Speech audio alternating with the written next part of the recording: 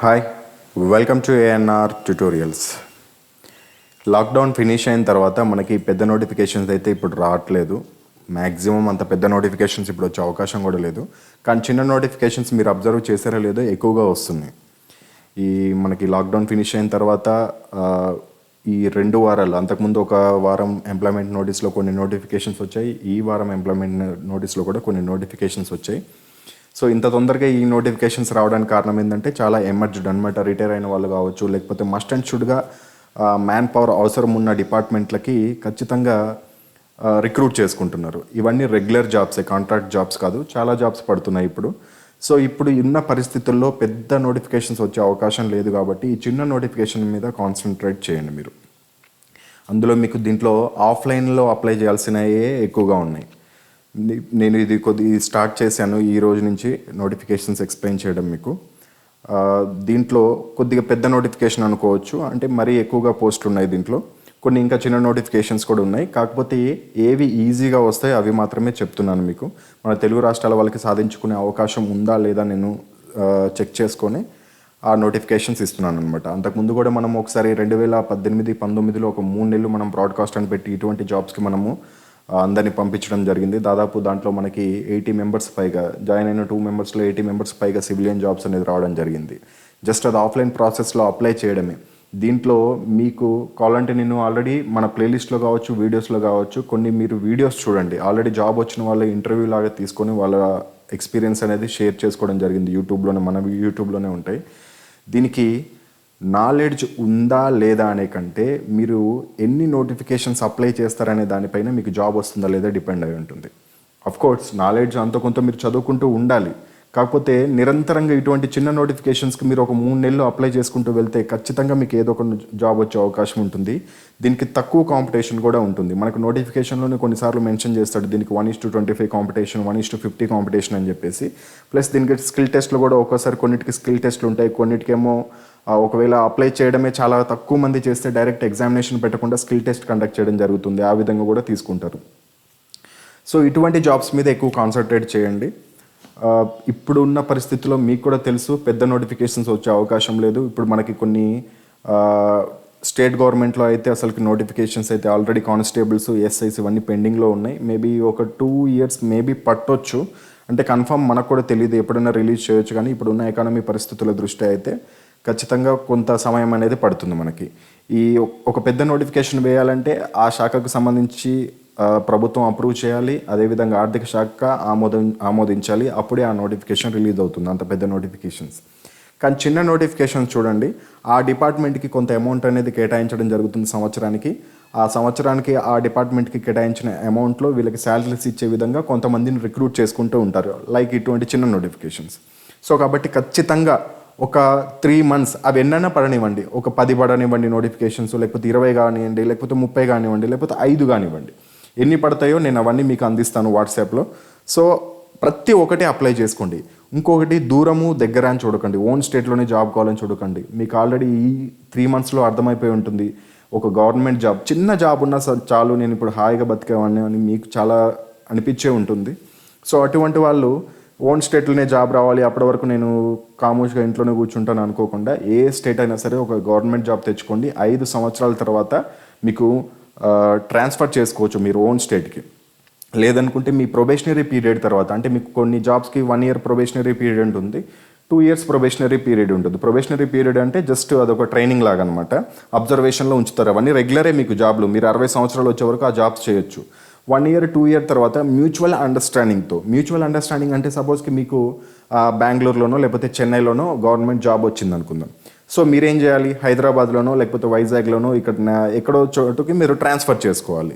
So అప్పుడు ఎలా చేసుకోవాలంటే మీరు ఆ సంబంధిత డిపార్ట్మెంట్ వైజాగ్లో కానీ లేకపోతే హైదరాబాద్లో కానీ మీకు కావాల్సిన ఏరియాలో ఉందో లేదో చెక్ చేసుకొని ఉంటే అక్కడికి వెళ్ళి ఏదైతే మీరు ట్రేడ్ చేస్తున్నారో ఆ ట్రేడ్కి సంబంధించిన వ్యక్తి ఎవరైనా చెన్నైకి ట్రాన్స్ఫర్ అవ్వాలి అనుకుంటే మీ ఇద్దరు మ్యూచువల్ అండర్స్టాండింగ్తో అతను చెన్నైకి, మీరు హైదరాబాద్కి ట్రాన్స్ఫర్ చేసుకోవచ్చు. అది 1 yearలో 2 yearsలో కూడా అయిపోతుంది. సో అది పెద్ద ప్రాసెస్ ఏం కాదు. మీరు ఓన్ స్టేట్కి వెళ్ళాలనుకోవడం అది ఒక పెద్ద ప్రాసెస్ ఏం కాదు, ఈజీగా మీరు ట్రాన్స్ఫర్ చేసుకోవచ్చు. కాకపోతే ఫస్ట్ ఆఫ్ ఆల్ ఒక చిన్న జాబ్ అయినా తెచ్చుకోండి. ఇంకోటి ఒక గవర్నమెంట్ జాబ్ వచ్చింది అనుకోండి, సపోజ్ దీంట్లో కొన్ని చిన్న చిన్న జాబ్స్ ఉన్నాయి చూడండి, ఇక్కడ వాషర్ మ్యాన్ అండ్ సఫాయి వాలా, చౌకీదార్, వార్డ్ సహాయక, ఇటువంటి జాబ్స్ ఉన్నాయి. ఇంకోటి ఈ నోటిఫికేషన్లో సపరేట్గా ఫీమేల్స్కే కొన్ని పోస్టులు ఉన్నాయి, నేను అవన్నీ క్లీన్గా చెప్తాను. కాకపోతే ఫస్ట్ మీకు ఒక చిన్న ఐడియా రావడానికి చెప్తున్నాను. సపోజ్ ఇది ఒక చిన్న జాబ్ అనుకుందాం, మీకు దీనికి స్టార్టింగ్ శాలరీ వచ్చేసి 25,500 ఉంటుంది విత్ హెచ్ఆర్ఏ డిఏ అన్నీ కలుపుకుంటే. సో 25,500తో నేను బతకగలుగుతానా, నా ఫ్యామిలీని గెట్ ఆన్ చేసుకోగలుగుతానా అనేది తర్వాత సంగతి. ఫస్ట్ ఆఫ్ ఆల్ మీకు ఈ జాబ్ వస్తే, ఒకవేళ మీకు ఏజ్ అయిపోతుంది అనుకోండి, ప్రభుత్వ ఉద్యోగాలకి మీకు ఏజ్ అయిపోతే మీరు ఇటువంటి చిన్న జాబ్ని ఒక 3 సంవత్సరాలు చేస్తే మీరు 40 సంవత్సరాల వరకు ఎటువంటి గవర్నమెంట్ జాబ్కైనా, స్టేట్ కానీ సెంట్రల్ కానీ ఎటువంటి గవర్నమెంట్ జాబ్కైనా 40 సంవత్సరాల వరకు అప్లై చేసుకోవచ్చు. సపోజ్కి ఎగ్జాంపుల్కి తెలంగాణ కానిస్టేబుల్, లేకపోతే ఆంధ్రప్రదేశ్ కానిస్టేబుల్, లేకపోతే ఎస్ఐఓ చూసుకుందాం. దానికి ఒక్కొక్కలాగా ఏజ్ ఉంటుంది. సపోజ్కి ఓసీ వాళ్ళకైతే 25 సంవత్సరాలని, ఓబీసీ వాళ్ళకైతే 28 సంవత్సరాలని అలా ఉంటుంది కదా. సో మీరు 28 సంవత్సరాలు కంప్లీట్ అయిపోతే మీరు తెలంగాణ కానిస్టేబుల్ కానీ ఆంధ్రప్రదేశ్ కానిస్టేబుల్ కానీ నాట్ ఎలిజిబుల్ అనుకుందాం. అదే మీరు ఒక స్టేట్ గవర్నమెంట్ కానీ సెంట్రల్ గవర్నమెంట్ కానీ ఏదో ఒక చిన్న జాబ్ ఒక 3 సంవత్సరాల సర్వీస్ కంప్లీట్ అయి ఉంటే మీకు ఏజ్ రిలాక్సేషన్ దొరుకుతుంది. ఏజ్ రిలాక్సేషన్ ఎంతవరకు ఉంటుందంటే 40 సంవత్సరాల వరకు మీరు ఎటువంటి జాబ్కైనా అప్లై చేసుకోవచ్చు. సో అంటే మీరు పెద్ద జాబ్కి వెళ్ళొచ్చు కన్ఫామ్గా. సో మీకు పెద్ద జాబ్కి వెళ్ళడానికి మీకు ఒక సపోర్ట్ అనేది దొరుకుతుంది. సో కాబట్టి ప్రతి ఒక్క చిన్న జాబ్ని వదలకుండా మనం ప్రయత్నిద్దాం. వస్తే వస్తుంది, రాకపోతే రాదు, మనం ఏం చేయలేం. కాకపోతే అప్లై చేసి మంచిగా చదువుకుంటే మనకి 90% ఖచ్చితంగా ఏదో ఒక జాబ్ వచ్చే అవకాశం ఉంటుంది. ఇక ఈ నోటిఫికేషన్ గురించి చూస్తే మినిస్ట్రీ ఆఫ్ డిఫెన్స్, ఇది మనకి 155 బేస్ హాస్పిటల్. దీంట్లో చాలా రకాల పోస్టులకి నోటిఫికేషన్ ఇచ్చారు. ఇవన్నీ పర్మనెంట్ జాబ్స్. ఇవి స్టెనో 2 మొత్తం పోస్టులు వచ్చేసి 2 ఉన్నాయి. లెవెల్ 4 ఇది 25,500 అనేది బేసిక్ పే. ఇది దీంతోపాటు డిఐహెచ్ఆర్ ఇవన్నీ చాలా కలుపుకుంటే 35 వరకు వచ్చే అవకాశం ఉంటుంది మీకు. క్వాలిఫికేషన్ వచ్చేసి జస్ట్ 10th క్లాస్ పాస్ అయితే సరిపోతుంది. ఇది ఎసెన్షియల్ అంటే మస్ట్ అండ్ షుడ్గా ఉండాలి అని అర్థం. 12th పాస్ అయితే, ఇంటర్మీడియట్ పాస్ అయితే సరిపోతుంది. అది ఏ స్ట్రీమ్ అయినా సరే, మీరు బైపీసీ, ఎంపీసీ, సంథింగ్ ఏదైనా సరే, నో ప్రాబ్లం. ఇక్కడ డిజైరబుల్లో వచ్చేసి మీకు స్కిల్ టెస్ట్ ఇచ్చాడు. ఆ skill test 80 word per minute అనేది ఉండాలి. అండ్ ట్రాన్స్క్రిప్షన్ కూడా ఇచ్చాడు మనకి. ఇది డిసైరబుల్ అంటే ఉంటే మంచిదే అని అర్థం. ఒకవేళ టఫ్ కాంపిటీషన్ వచ్చినప్పుడు ఈ స్కిల్స్ ఉన్న వాళ్ళకి ఎక్కువ ప్రిఫరెన్స్ ఇస్తారని అర్థం. ఓకే, రిమార్క్ వచ్చేసి మేల్ ఫీమేల్ ఎవరైనా అప్లై చేసుకోవచ్చు. దీనికి తెలంగాణ వాళ్ళు అప్లై చేసుకోవచ్చు, ఆంధ్ర వాళ్ళు అప్లై చేసుకోవచ్చు, అబ్బాయిలు అప్లై చేసుకోవచ్చు, అమ్మాయిలు అప్లై చేసుకోవచ్చు. ఇక్కడ ఉన్న జాబ్స్కి ప్రతి ఒక్కళ్ళు అప్లై చేసుకోవచ్చు. ఇక రెండోది వార్డ్ సహాయక ఉంది. ఇది మాత్రం ఓన్లీ ఫీమేల్స్కి, ఓన్లీ కేవలం అమ్మాయిలకి మాత్రమే. అమ్మాయిలు ఎవరైనా ఉంటే, ఇంట్రెస్ట్ ఉంటే ఒకసారి అప్లై చేసుకోవడానికి ప్రయత్నించండి. మీకు ఇక్కడ డిసైరబుల్లో 3 years ఎక్స్పీరియన్స్ ఉండాలి అని చెప్పేసి మీరు ఏం వరీ అవ్వాల్సిన అవసరం లేదు. మీకు ఎటువంటి సర్టిఫికేట్ అవసరం లేదు. వార్డ్ సహాయక అంటే ఒక హెల్పర్గా ఉండడం అని అర్థం. అక్కడ మీకు ఖచ్చితంగా ఒక సర్టిఫికేట్ ఉండాలి, ఖచ్చితంగా 3 సంవత్సరాలు చేసి ఉండాలని రూల్ ఏం లేదు. అది డిసైరబుల్లోనే. మీకు ఎసెన్షియల్ వచ్చేసి జస్ట్ 10th క్లాస్ పాస్ అయితే సరిపోతుంది, ఓన్లీ ఫీమేల్స్. ఇక పోస్టులు వచ్చేసి 17 పోస్టులు ఉన్నాయి. యూఆర్లు 9, ఎస్సీకి 2, ఎస్టీకి 1, ఓబీసీకి 5. అండ్ చౌకీదార్ చూసుకున్నట్టయితే మొత్తం ఒక పోస్ట్ ఉంది. ఇది కూడా లెవెల్ 1 పోస్టు. 18,000 శాలరీ వస్తుంది మనకి. మెయిల్స్ ఎవరైనా అప్లై చేసుకోవచ్చు. ఇక్కడ మీకు ఎటువంటి చూడండి, ఎక్కడ సర్టిఫికేట్ అనేది ఖచ్చితంగా అడగలేదు. జస్ట్ ఒకవేళ మీకు దాంట్లో డ్యూటీస్ సంబంధించి వర్క్ ఎక్స్పీరియన్స్ అంటే ఆ వర్క్ చేయగలుగుతారా లేదా అని మాత్రమే అడిగాడు. డిసైరబుల్లో ఖచ్చితంగా ఎక్స్పీరియన్స్ సర్టిఫికేట్ ఉండాలని మాత్రం ఎక్కడ మెన్షన్ చేయలేదు. ఎందుకంటే ఇవన్నీ ఆఫ్లైన్లో అప్లై చేయాలి. ఆన్లైన్లో మీరు సర్టిఫికేట్స్ అప్లోడ్ చేయాల్సిన అవసరం కూడా లేదు. నెక్స్ట్ సఫాయి వాళ్ళ వచ్చేసి మొత్తం 5 పోస్టులు ఉన్నాయి.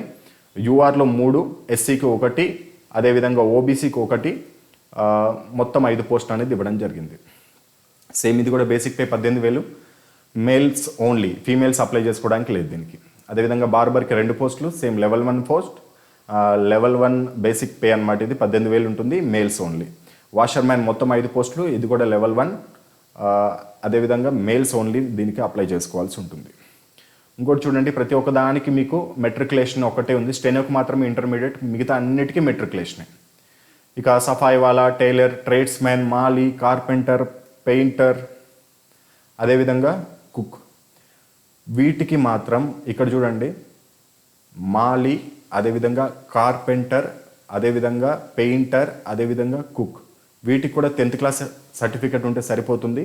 మీకు కుక్కి, పెయింటర్కి, కార్పెంటర్కి ఎక్కువ శాలరీ అనేది ఇవ్వడం జరుగుతుంది. లెవెల్ 2 బేసిక్ పే ఉంటుంది. అంటే 19,900, అంటే దాదాపు ఒక ఎల్డీసీ జాబ్తో సమానం అనమాట.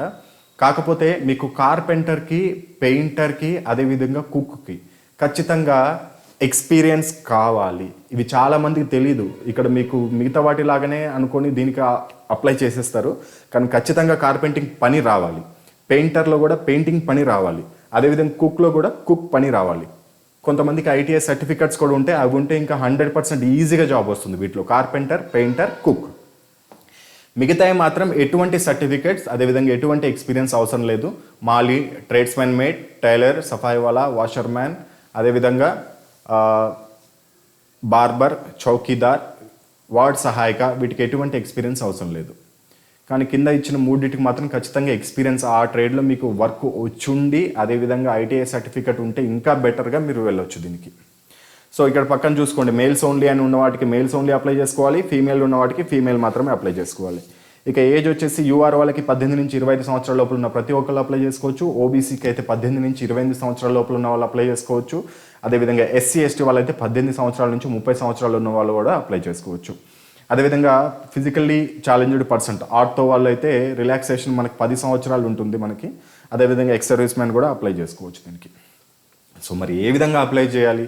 దీని అప్లికేషన్ ఫామ్ అనేది ఈ నోటిఫికేషన్లో క్లియర్గా లేదు.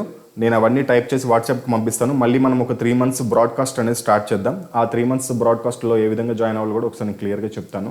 ఫస్ట్ ఆఫ్ ఆల్ ఇది ఏ విధంగా అప్లై చేయాలి, ఒకవేళ జాయిన్ అవ్వలేను, నేను పెయిడ్ కోర్స్లో జాయిన్ అవ్వలేను అనుకుంటే ఎలా అప్లై చేయాలో కూడా నేను మీకు ఒకసారి చెప్తాను. మీకు ఇంట్రెస్ట్ ఉంటే మీరే టైప్ చేసుకొని మీరే అప్లై చేసుకోవచ్చు.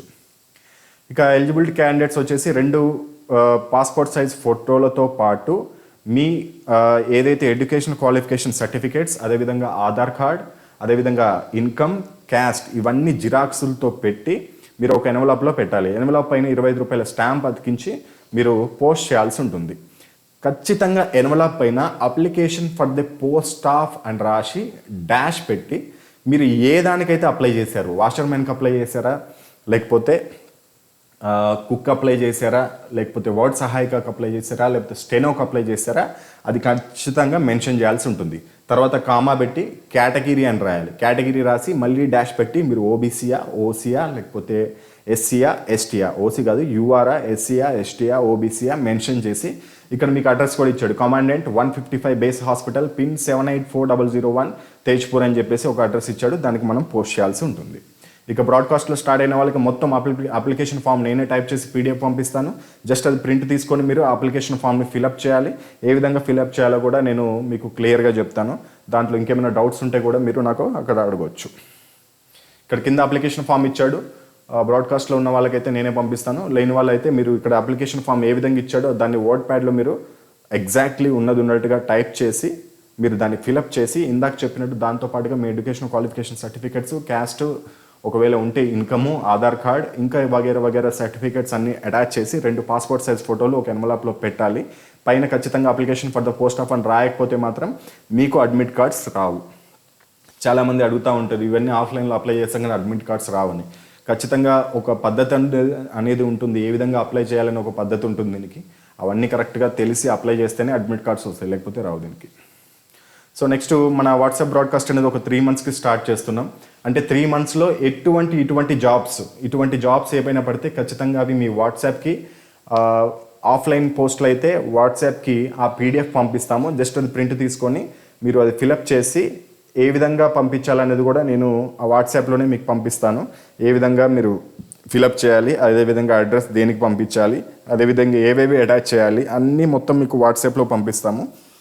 సేమ్ ఆ విధంగా మీరు అప్లై చేసుకోవచ్చు 3 months పాటు. 3 months వరకు ఎన్ని పడితే అన్ని, ఒకవేళ 10 పడవచ్చు ఇట్లాంటి జాబ్స్, 15 పడవచ్చు, లేకపోతే 5 పడవచ్చు, ఎన్ని పడినా కానీ అవన్నీ నేను మీకు వాట్సాప్కి పంపిస్తాను. ఓన్లీ 3 months సర్వీస్ ఉంటుంది.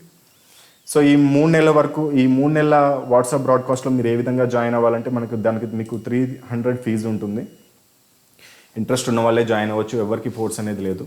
ఎందుకు అంటే ఇప్పుడున్న సిచ్యువేషన్స్లో ఏదో ఒక జాబ్ సాధించుకోవాలని చెప్పేసి చాలామంది నాకు మెసేజ్ చేస్తున్నారు, ఏమైనా నోటిఫికేషన్స్ పంపండి, అప్పటిలాగా సివిలియన్ నోటిఫికేషన్స్ ఏమైనా పంపించండి అని అంటున్నారు. కాబట్టి మీకు హెల్ప్ అవుతుందనే ఉద్దేశంతో స్టార్ట్ చేస్తున్నాము. కాకపోతే దీనికి కూడా మేము 1-2 ఎంప్లాయీస్ పెట్టుకొని వాళ్ళకి శాలరీస్ ఇవ్వాలి కాబట్టి, అంటే మీకు కూడా అవన్నీ ఫార్వర్డ్ చేయాలి, టైప్ చేయాలి కాబట్టి, సో దీనికి కొద్దిగా పేమెంట్ పెడుతున్నాము. ఇంట్రెస్ట్ ఉన్న వాళ్ళే తీసుకోవచ్చు.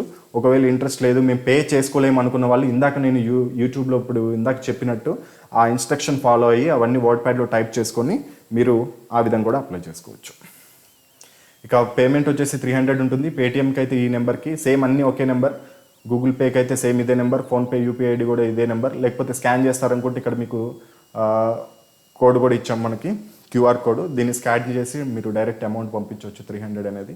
ఆ పంపించిన తర్వాత ఆ స్క్రీన్ షాట్ తీసి సేమ్ ఇదే నెంబర్ వాట్సాప్కి ఇక్కడ చూడండి, send payment screen shot WhatsApp number అని చెప్పి ఇక్కడ నెంబర్ ఇచ్చాము. దీనికి పంపించినట్లయితే వెంటనే మీరు బ్రాడ్కాస్ట్లో జాయిన్ అయిపోతారు. మీకు బ్రాడ్కాస్ట్లో జాయిన్ అయిన తర్వాత అక్కడ మీకు ఒక సపరేట్ గ్రూప్ లాగా ఏమీ కనిపించదు. అమ్మాయిలు కూడా కంగారు పడాల్సిన అవసరం లేదు. మీ నెంబర్కి ఎవరికైనా తెలుస్తాయేమో ఇది ఒక గ్రూప్ ఏమో అనుకొని ఎటువంటి కంగారు పడాల్సిన అవసరం లేదు. డైరెక్ట్ మీకు నోటిఫికేషన్ పడ్డప్పుడల్లా, ఇప్పుడు సపోజ్కి ఈ నోటిఫికేషన్ ఉంది, మీరు జాయిన్ అయిన వెంటనే మేబీ మార్నింగ్ టైంలో 10 to ఈవినింగ్ 6 లోపల మీకు ఈ పీడిఎఫ్స్ అన్నీ వచ్చేస్తే మీరు అప్లై చేసుకోవచ్చు. ఓకేనా. మొబైల్ నెంబర్ అయితే ఇది వర్కింగ్లో ఉండదు, ఎందుకంటే చాలా నెంబర్స్ నుంచి కాల్స్ వస్తాయి, హెడేక్గా ఉంటుంది అందరికి రిప్లై అవ్వాలంటే. దయచేసి అర్థం చేసుకోండి. ఓన్లీ సర్వీస్ అనేది వాట్సాప్ త్రూ పీడిఎఫ్లో మాత్రమే మీకు పంపించడం జరుగుతుంది. ఏదైనా పీడిఎఫ్ రూపంలో పంపిస్తాను. సో మీకు ఇంట్రెస్ట్ ఉంటే మీరు జాయిన్ అవ్వచ్చు. ఇంకా దీని గురించి ఏమైనా డౌట్స్ ఉంటే కింద కమెంట్ సెక్షన్లో తెలియజేయండి. All the best. జై హింద్.